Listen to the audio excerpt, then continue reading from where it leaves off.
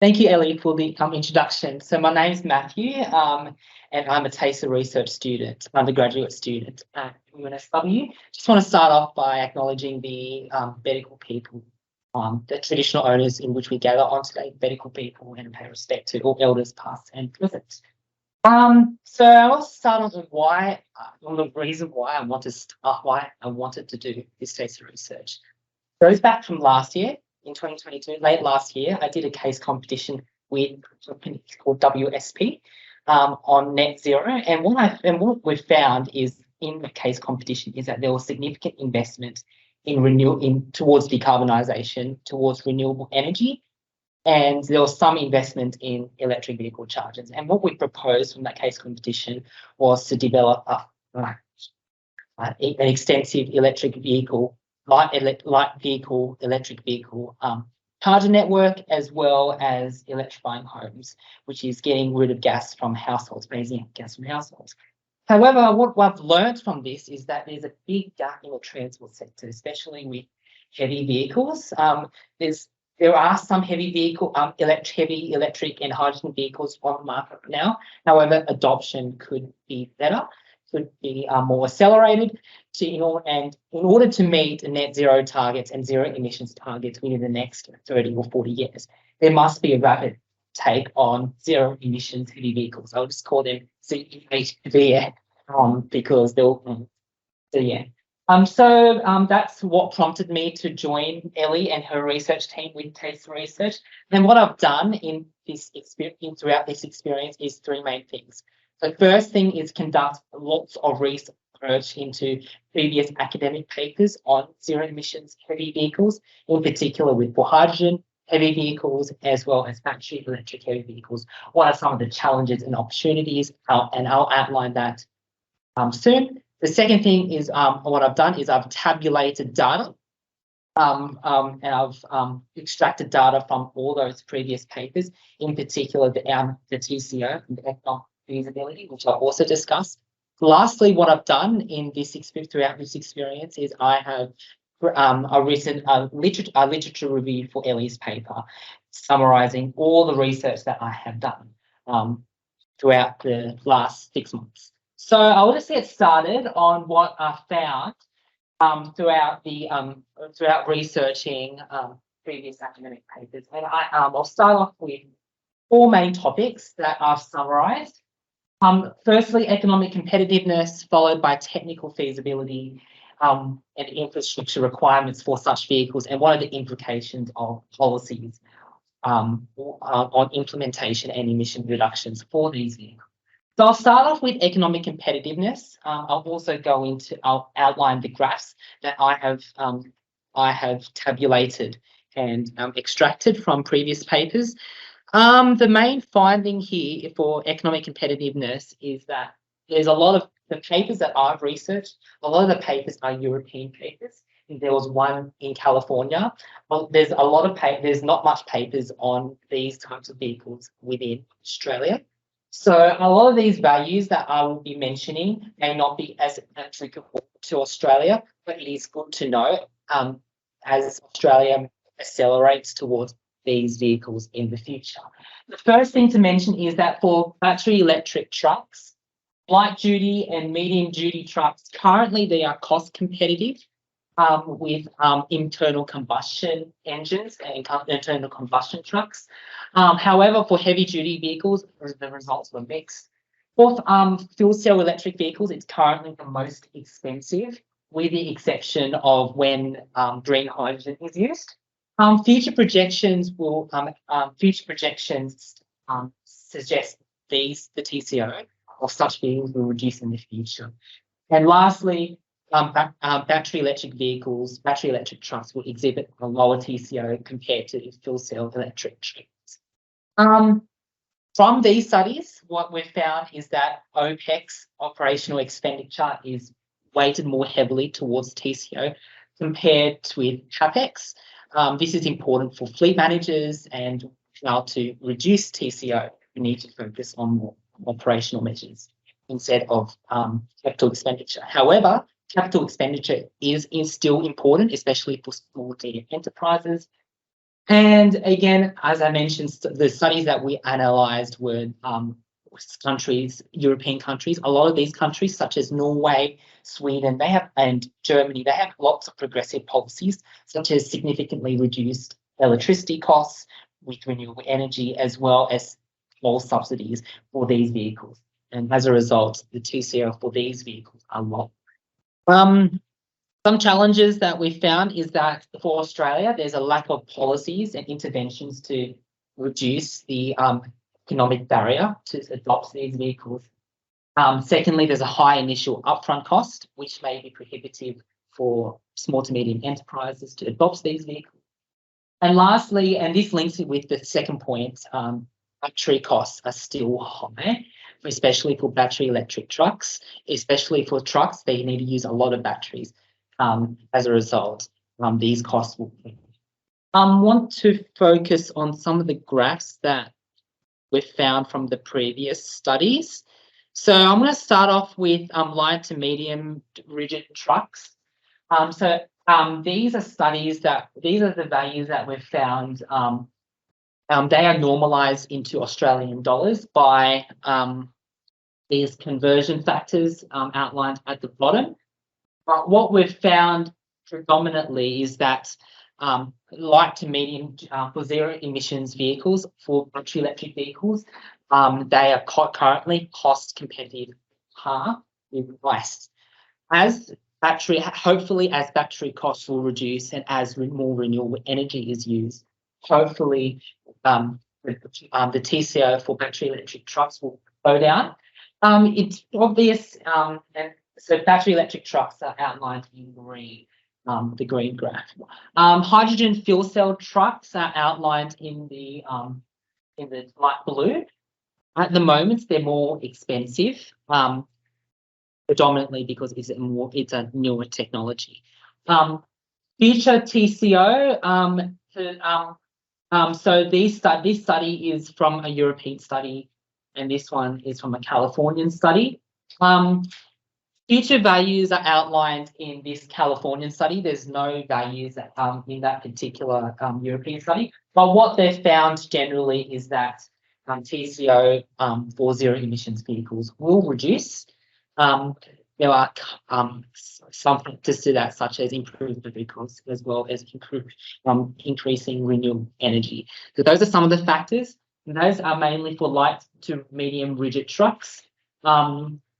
Light to rigid trucks are trucks around 3.5 to around 4.5 tonnes, while medium rigid trucks are around 7.5 to 8 tonnes. For heavy rigid trucks, we've separated into twos. So we've separated into long haul and short haul. The reason why is that for short haul, there are some cases that previous papers have mentioned that there are short haul applications, but generally, we're looking at long haul. I know it's a bit messy, but for heavy vehicles, for heavy duty vehicles, generally the TCO is mixed. So there's some cases where it's at par, and there are other cases where it's higher. The main reason predominantly why is the increased battery cost from zero emissions for battery electric vehicles. But if you have a look here, what I want to mention is that if you look at this study, it's called rCITI. It's a British study. What I want to mention is that battery electric trucks and fuel cell electric trucks are relatively with the exception of main one. The reason being is that this assumption assumes that there are significant the electricity cost is significantly reduced. So in these cases, for battery electric trucks, 100% RES and rCITI, 100% RES. What we've found is their assumption was that they use zero, their electricity cost is zero.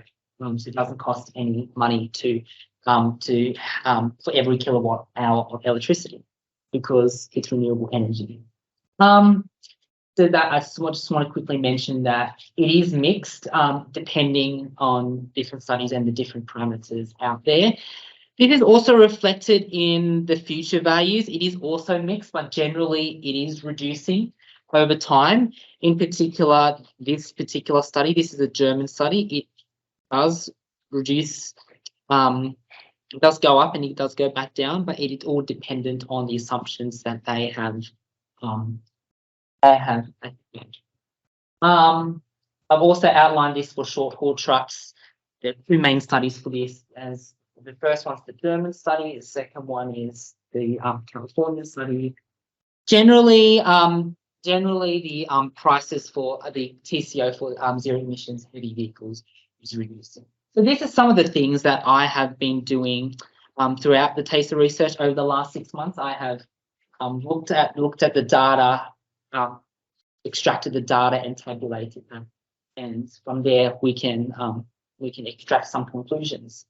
I also did some for other heavy vehicles as well, such as tippers, forklifts, and buses, which I'm not going to cover at this moment. So that's for economic competitiveness that we've, and that's the main, actually it was a key topic for our paper together. Does anyone have any questions before I move on to technical feasibility and all the other ones? Yes. Great. I think it's lovely to see all those data tabulated in Signal. I'm sure it's going to be a great paper if you have read it, so I highly encourage you to do that. So what I saw in the graphs, maybe there, as you said, there are a lot of things to grasp from those graphs. So the dollar per kilometer for ICE is still lower than the zero emission vehicle because the black is ICE. That's correct, yes. So it's still more expensive to run a battery electric truck compared to an ICE truck. Well, according to these papers at the moment, Yes.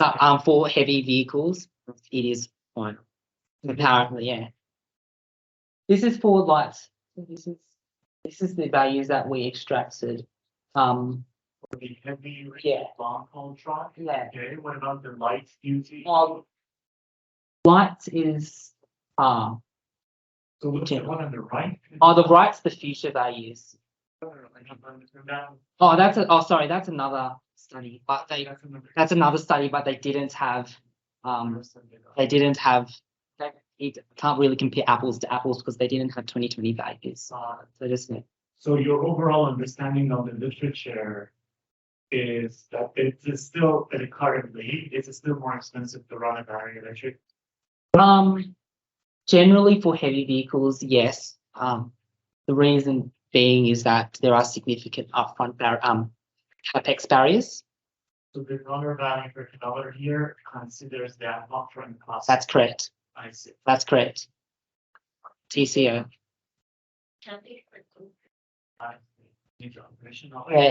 Yeah. So sorry, I just want to clarify that. Yeah, this is TCO. This incorporates both. So CapEx and OPEX. CapEx includes even like some grants or subsidies or purchase price. And what the other parameters? Mainly those. It's mainly per CapEx. Insurance, maintenance, even toll, negotiation. Yeah. This value it goes to term. The source of so depending on the country that the study was done, yes, but the incentives from the government would declare those are new declared. Yeah, that's correct. So there are countries that, such as Norway, have better TCO compared to other countries that say Italy that have it's slightly higher.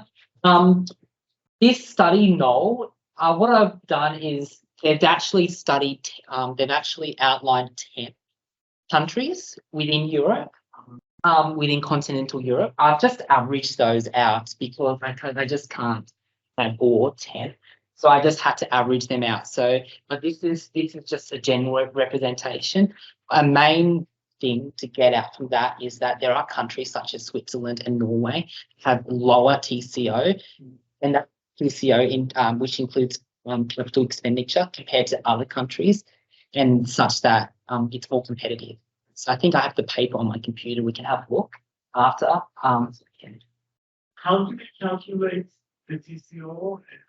I mean, so I think they used models to do that. I think it's called. So there are different formulations. So each of them have different formulations. It's not a very complex formulation. If we just adding up all of these costs together, but also taking the depreciation into account, which gives you the retail value of that. Because when you yourself, when you are making the decision to buy a battery electric car, what do you bring to the not only the purchase price, but also how much can I then sell it afterwards? And all of those things that for the registration for this project, that's why different. Yes. an interesting thing. So Yeah. there's no data in Australia that you can rely and calculate these things in, because I don't think you have many battery electric trucks, Yeah. right? Yes. Yeah. Yeah, so we more electric, large duty electric trucks we have, and there's some pilots, even like in Sydney, that they use battery electric trucks for garbage collection. But for local heavy duty electric, there is no, and there's no also being sold. Would you be able to calculate some TCO numbers for Australia, or not all type of vehicles or some? I think I'm not thinking if we just use some of the data, we can do a simplified thing using let's say Australian electricity prices. At the moment, electricity prices are going up. Because it's kind of very valuable, and then Yeah. you can compare it with the ICE dollar per kilometer, and that would be an amazing policy inside that say, hey, if you want to encourage businesses to go with this battery truck, ICE costs this much in Australia. You need this much incentive to encourage businesses to buy it, right? Yeah. So if you come up with that dollar value, the government will come Yeah. up with it. So, Yeah. yeah. So at the moment that's a big gap we have. There's not much Australian use. Hopefully, this research in its later steps we can explore that. Like estimations that like Canadian have done for national government and also Queensland has done it. And they have done this estimation just based on, they have not presented their formulation in terms of the total ownership, and what also which the other RA has done was looking at the components that they have looked at the field, and there's so much hole in it. So definitely they have to be fine-tuned. So that was the motivation that Matthew looked at the academic users, because the academic formulation is very different from what the government. Yes, so we did it, yeah. Yes. When didn't know I'm didn't like my summer research, like they didn't know. Well, just 3 months. I didn't know you guys do 6 months. Oh, technically it's 60 days, but it's dragged on for a long time.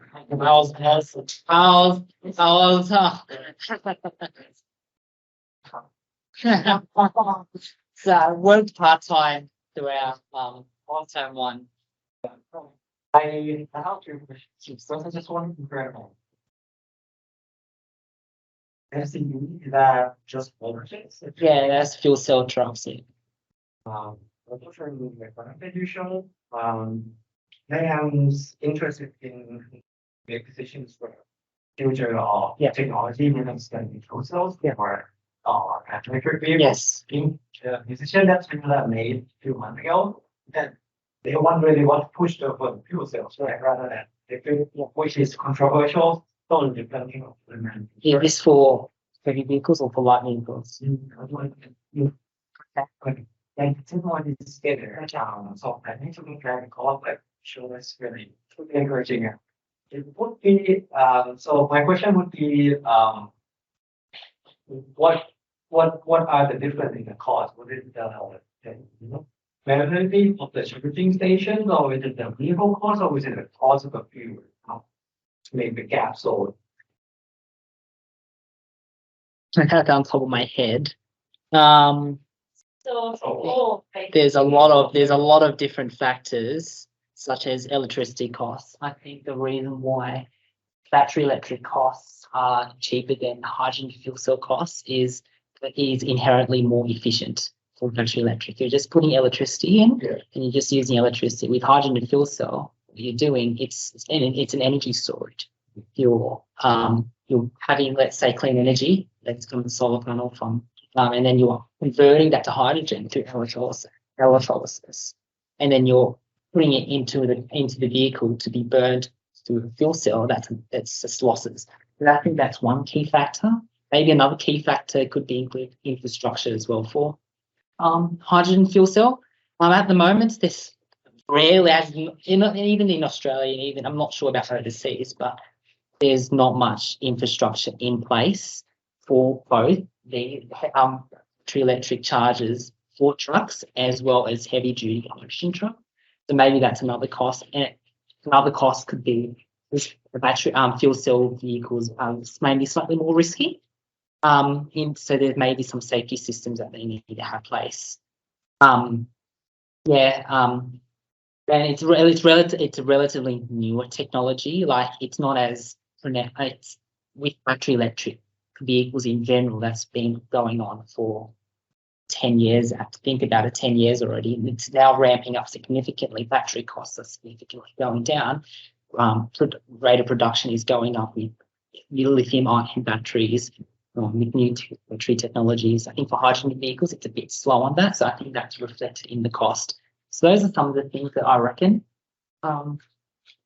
could justify the difference. I think there are some studies saying that, this one in particular, saying that hydrogen fuel cell vehicles are slightly cheaper. I think that could be with battery electric vehicles, the battery technology remains expensive.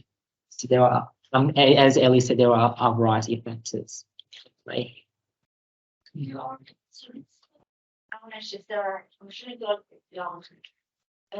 in terms of the distance range of heavy vehicles, they travel, so the value that you're now discussing actually is about 900 kilometers, and at maximum like 2 charging cars. With that, then it takes 8 hours, 9 hours to take the charge. Whereas for hydrogen, they can just drive their hydrogen planes, or they can go ahead. So all of those then take you have to think when you are looking at the calculator. and the technology are emerging, like you said, so we know like in 5 years which one's going to be right. Yeah. Right. Yeah. This stage, it's anyone's guess whether we go towards hydrogen and battery electric. There are advantages and disadvantages to both. It's real, honestly, in my opinion, it's really hard to project which one's the more favourable one. But I think as we progress on, I think we'll find that there'll be a mix of both for different applications. It's not like one size fits all. Makes sense. The major assumption behind the calculated future is yours. I mean, Yes. fuel price and electricity price. Yes. So yes, there are some projected electricity price increases and decreases with regards to that. There are the parameters, there are projections. So all the little parameters such as operational expenditure parameters, insurance that remains stable, that can decrease. Tolls in particular is a big one, as well as electricity price. I think there's couple of studies that we've studied suggest that electricity price is one of the biggest factors with TCO and fuel price in general. So there are some studies that suggest that electricity prices are increasing slightly. That was the route study, the grid electricity prices, but there are other studies suggesting that electricity prices will go down because of the increased uptake with renewable energy. About fuel price, what's their assumption? It's fixed or increase. I believe they are fixed. By my understanding, I believe they're fixed. So for fuel prices,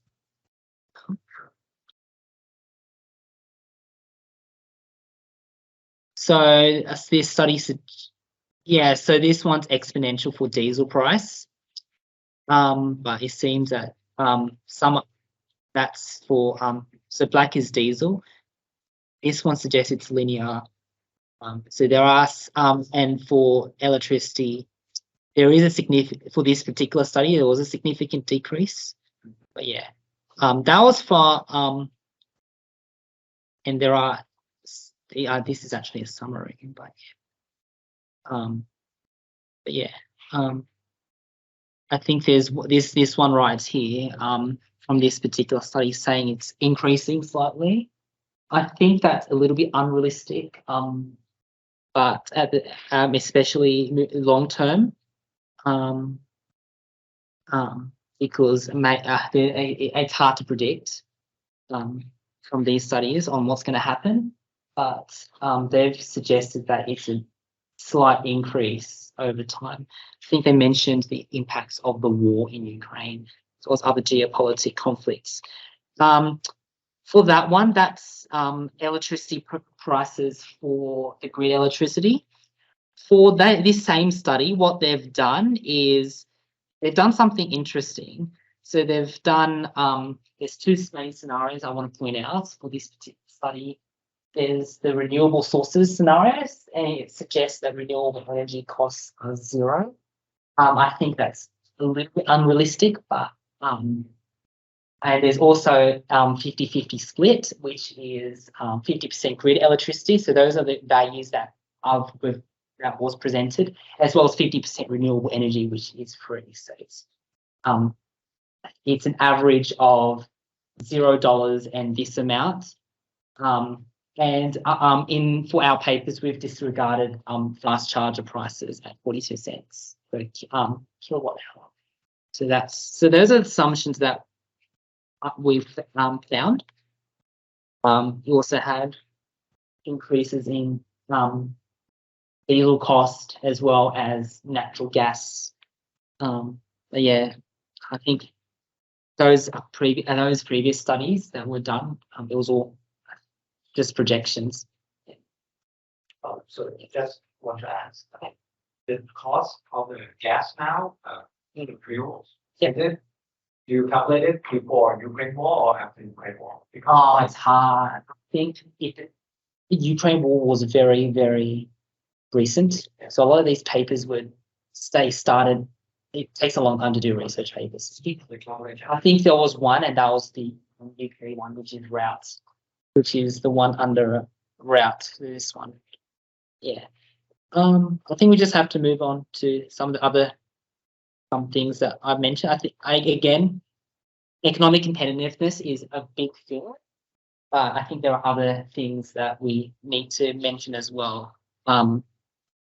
Because there is a stigma that for zero emissions vehicles that there are technical limitations. I want to clear this up. And I also want to touch on some of the opportunities that Australia can embrace to really, really increase the adoption of these vehicles and to ensure that these vehicles are effective in not only reducing emissions, but ensuring that transport costs are low. For technical feasibility, what we've found generally is that battery electric vehicles are generally operationally feasible for short and medium duty applications. That means the range is there, as well as the charging speed. So those vehicles are mainly used in city applications, where distances are low, and for a lot of cities, air pollution is really is a major factor. So that's why they want to move towards city vehicles. However, a lot of work needs to be done to improve the operational feasibility for heavy duty battery electric vehicles. In particular, not only with range, but for charging, ensuring that such vehicles can be able to travel long distances feasibly without stopping for too long. which I'll mention in the opportunities later. Secondly, it is important that rapid charging and refueling infrastructure, such as megawatt charging speeds, is the mass deployment of these chargers is vital to eliminate range concerns. At the moment, there's hardly any of these chargers. So we need to provide the assurance to operators that there are charging such that in the event of an emergency, you can be able to go and refill. We take it for granted that there's a petrol station every 5 kilometers from where we live. We take that for granted. At the moment, we don't have many of these, so we need to really ramp that up. Zero emissions via heavy vehicle characteristics are equivalent to ICE. And lastly, there are some research that suggests that current fuel cell technology can almost completely substitute diesel trucks. However, cost barriers will remain. Some challenges that were identified is that, in particular for Australia, our conditions are really harsh, especially for long haul in regional Australia, in the outback. There's also a lack of choice for zero emissions vehicles now, and even overseas. There's only a select a few manufacturers that have such vehicles, such as Volvo, Mercedes, even Tesla. There is a lack of choice, and some of the choices that for battery electric vehicles is not as good compared to what I call early pioneers, such as Tesla. Tesla's vehicles apparently has a large range, around 400, 500 kilometers, and can tow a significant payload, and has quicker charging compared to other vehicles, such as Volvo's vehicles. So there is a lack of choice in that, and I hope that OEMs can increase their vehicle diversity. There are also safety concerns with both battery electric vehicles and fuel cell electric vehicles, especially with the massive battery, as well as risk of explosion for fuel cell vehicles. Some battery electric trucks exhibit a lower payload capacity and a lower range compared to ICE vehicles, mainly because of the heavy battery.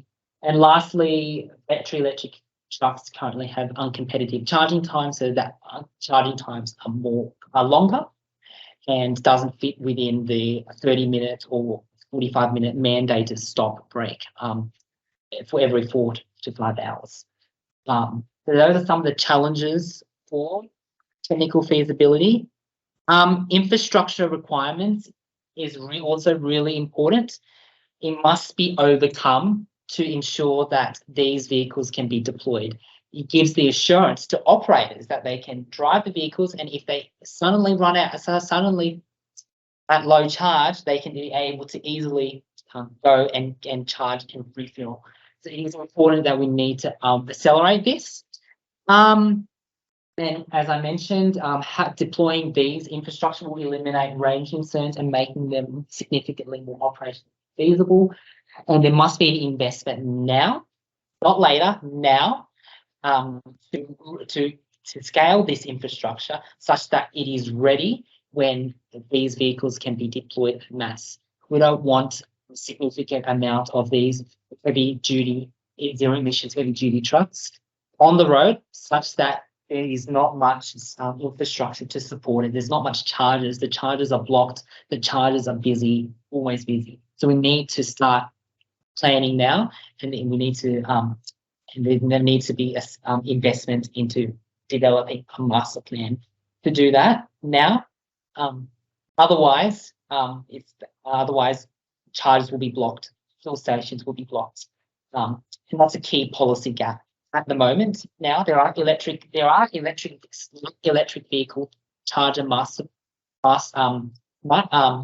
plans for New South Wales and for Australia, but there is not much, if not there's none, for zero heavy vehicles. It's a big policy gap that government needs to address. What I've mentioned here is that for challenges, electricity demand will significantly increase. So we need to ensure that there is sufficient electricity supply, preferably renewable energy, to meet the demand. These trucks, hydrogen trucks, hydrogen fuel cell trucks, battery electric trucks, they use a lot of electricity. They are still more efficient compared to internal combustion engines on a kilowatt hour basis, but because we're shifting from chemical energy to, from diesel to electricity to produce hydrogen and the electricity for battery electric trucks, we're shifting energy. We need to really increase electricity production significantly in order to not only meet 82% renewables by 2030, but ensuring that these trucks can use and can sufficiently have enough electricity not to overload the grid. Another key, because of this increased electricity demand, another challenge is as Australia closes down its coal power stations and in the future potentially gas-fired power stations, the significant increase in electricity demand could warrant the continue operating these fossil fuel infrastructure, because renewable energy may not be able to meet the deployment, may not be able to meet the demand. So that's a key challenge. So, which I'll outline in the opportunities what could happen to address this. That's a key challenge that governments will need to address as we move towards these vehicles, electrification in general. Policy implications. What we've found is that carbon taxes will significantly reduce emissions because it will encourage these vehicles instead of combustion vehicles. Secondly, the effect of purchase price subsidies are small. So I've mentioned for TCO, TCO is more heavily weighed upon operational costs compared to capital expenditure. So for government policies, if they want to have a subsidy to reduce the the initial cost for these vehicles, for zero emissions vehicles, heavy vehicles. For heavy vehicles in particular, will have a marginal effect on TCO. You won't have a big effect on TCO. So that is something that governments need to consider in order to have a high return on investment for how much they spend in their subsidies. Lastly, this is really important. Stringent fuel efficiency standards will not reduce emissions. Okay? The only way to reduce emissions in the heavy vehicle sector is to electrify, whether to go use green hydrogen or use battery electric trucks using renewable energy. A study in Canada suggested that it was a case study in Canada, suggested that even if in British Columbia, suggested that even with stringent fuel efficiency standards, with emissions emissions will only stagnate, if not slightly increase, as economic activity increases. To fast track its adoption, we need to have long-term policy frameworks and strategies. We also need updated design standards and legislation. For Australia, there is one particular piece of legislation in the design standard that I've stumbled on. It's with regards to axle weights, and I think in the front axle it needs to be 6 tons or less. If it's above, then the engine has to be Euro 4 or above. That's on the outset doesn't seem too bad. It doesn't account for zero emissions vehicles. So that needs to be updated. There are a couple of manufacturers within Australia that are trying to address this, such as Janus Electric. We also need policies encouraging mass infrastructure deployment, and we also need, but this is a bit controversial, but the government should also consider a fossil tax to make, and this is to ensure zero emissions vehicles, so heavy vehicles, can become competitive. Those are some findings. For Australia, at least, I mentioned there was little policies to kickstart heavy vehicle decarbonisation. Especially in recent EV strategies, it's very disappointing to see that they're focusing a lot on flow-out vehicles, which is great, but there's little to no mention in the Australian government's recent EV strategy on heavy vehicles. So it's very disappointing in that regard. Mentioned outdated Australian design standards, so that needs to be updated. There's also little progress to scale up refueling and charging sites. And lastly, this is a key concern as generally is that there needs to be a strategy to ensure that EV batteries can be adequately recycled, because that's a big issue at the moment. So I've mentioned a lot of challenges for these vehicles in these that I've researched over the last 6 months. So what are the opportunities to address this that governments can potentially embrace? So I've summarised it into four key things. Firstly, is to improve economic competitiveness. So some short-term interventions that governments can do is to have tax relief or toll relief, especially in Sydney, where tolls are significantly expensive. That's important. That's important for fleet operators in particular, where they have to go within Sydney. But for regional operators in back Australia, regional Australia, that may not be as applicable. So second thing is we need to explore improved financing options and leasing options to reduce the impact of the significant capex barrier. Capex is significantly high for these vehicles, so my suggestion for government is to have flexible financing options such that it matches that the capex is spread over a longer period of time and it matches a diesel trucks' current operation. Lastly, this is a bit more innovative. It says here explore battery swapping, such that operators rent batteries, so that significantly replicating diesel refueling. So there is a startup, it's called Janus Electric within New South Wales, where it is converting existing diesel trucks to battery electric trucks. The main unique value proposition for that is that their batteries are swapped out and they are at swap sites instead of simply rapid charging them. So they can do that within 3 to 5 minutes.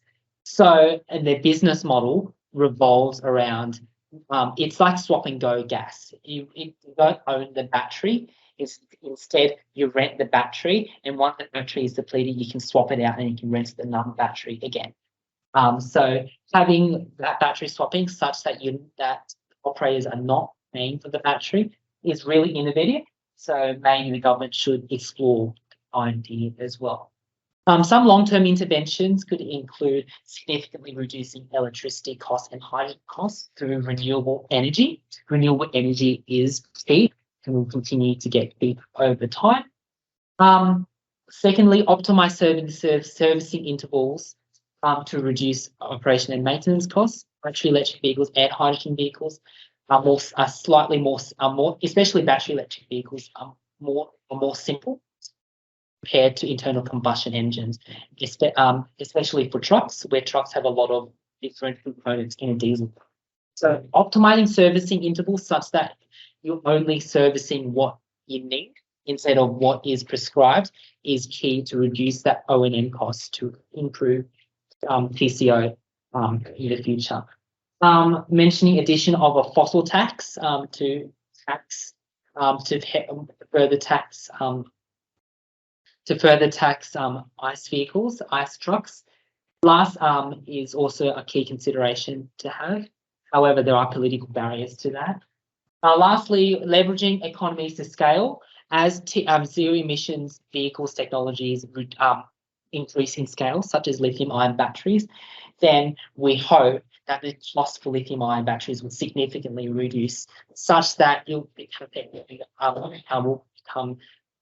par with existing trucks. Those are some of the opportunities to improve economic competitiveness in order to encourage and incentivize operators, whether it's fleet operators, small to medium-sized enterprises, to adopt these vehicles.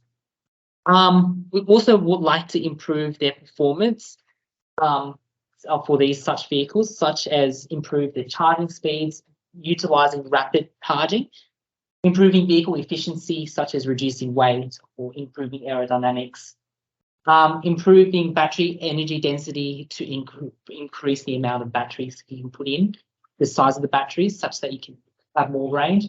And again, exploring battery swapping to significantly reduce refueling times. This is really important because we want to have, for long haul applications, we want to have enough range such that it can travel 4 to 5 hours highway driving. And then during their mandated break, the vehicle can either be charged up sufficiently within 30 to 45 minutes or swapped out the battery such that for the next 4 to 5 hours, they can continue traveling on. We also want to improve the safety, such as safer batteries, safer fuel cells, improve their performance in harsh conditions. Battery electric vehicles in particular are more sensitive to cold conditions. Range will significantly go down, so that needs to be improved through technologies such as potentially heat pumps. Lastly, a great opportunity is that pioneers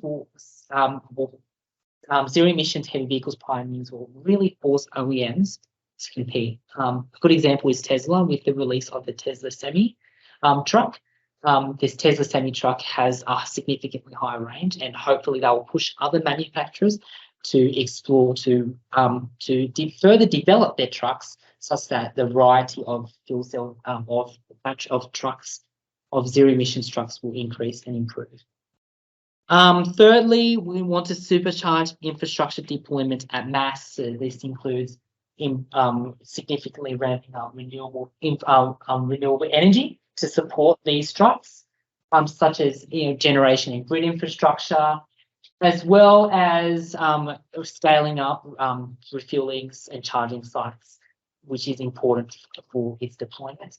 Lastly, we'd like to implement appropriate and updated policies. So there needs to be a long-term strategy that will chart the zero emissions heavy vehicle deployment in Australia, including a network master plan, charging and refueling master plan, identifying where refueling sites and charging sites are going to be is really important. Get that planning done, get all those approvals done, and once that's done, it will be easy for operators to deliver these infrastructure. Update outdated design. I'll mention the second point later. Third point, update outdated design standards such as axle weight limits. There are some design standards within Australian standards that are outdated and needs to be updated to support these vehicles, especially weight limits. Implement interventions to improve economic competitiveness. Really want to incentivize businesses to get on to implement these, to adopt these vehicles, not only because of the environment, but because it will reduce cost. Businesses really value economics, and they want to reduce as much cost. So having a significantly reduced emissions from these vehicles, as well as reducing costs, that is a benefit. That is a benefit not only for the business's ESG, but for the business's bottom line as well. Lastly, prioritise BETs when economically and technically feasible. Battery electric trucks are more efficient, and there are emerging technologies that will address range concerns. However, we just want to have an open mind whether to do fuel cell or battery electric vehicles. The main point from the last point is that there is a stigma that battery electric trucks are not good. What I want to mention is technology is improving over time. And lastly, develop a clean technology economy within Australia. This is totally separate to electric trucks, but it's important that Australia has a lot of mineral resources such as lithium, cobalt, that we can potentially use, and having that and processing them locally. What I see is having that economy. It's not only jobs, but it will also reduce the cost of these vehicles over time because manufacturing is done locally, and having that massive economy at scale and leveraging economies of scale will significantly reduce. Hopefully, will reduce the initial capital cost for these vehicles. So those are some of the opportunities. I'm sure there's many other opportunities out there, but I know I talked quite a lot, but this is just a quick summary of the research that that I have done over the last 6 months with this project. It's in the findings. Yeah.